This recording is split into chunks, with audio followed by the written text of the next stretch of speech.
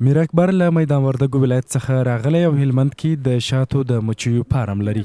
میر اکبر له تیرو څو کلونو راهیسې د شاتو کاروبار کوي او له همدې لارې د خپلې کورنۍ لپاره عاید ترلاسه کوي. ما اته کاله کې چې زه دا کاروبار کوم او دا کار چې دا ډېر اصولي کار ده، خوښ مې ده. او اته کاله کې چې زه دا کار کوم او د اولاد نه بقا پکې پیدا کوم. پر همدې مهال یو شمېر نور فارم لرونکي له خپل دې کاروبار څخه خوښ دي او په خبره یې دوی له کاله تر 10 لکه افغانۍ زیات عاید ترلاسه کولی سي. که خرج یعنی 3-4 نفره یا 10 لکه 15 لکه روپۍ درآمد لري د کاله چې 3-4 نفره یو ځای وي 15 لکه افغانۍ درآمد لري.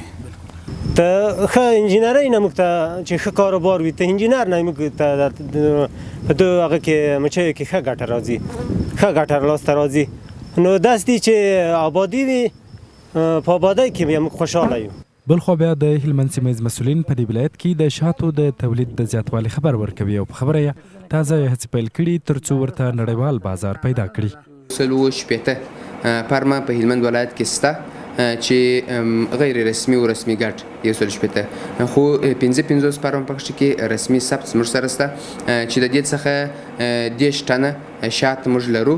موږ کوشش کړی دی او هڅه کوو تر څو پورې چې دغه شاتو ته نړیواله بازار موندنه پیدا کړو، تر څو پورې چې دغه شات په نړیوال بازار کې خرڅ شي او د دوی اقتصاد لا ښه شي. هلمند کې د کال په 3 موسمونو کې د شاتو مچۍ تولید کولی سي چې تر ټولو زیات تولیدات یې د پسرلي په موسم کې ترلاسه کیږي.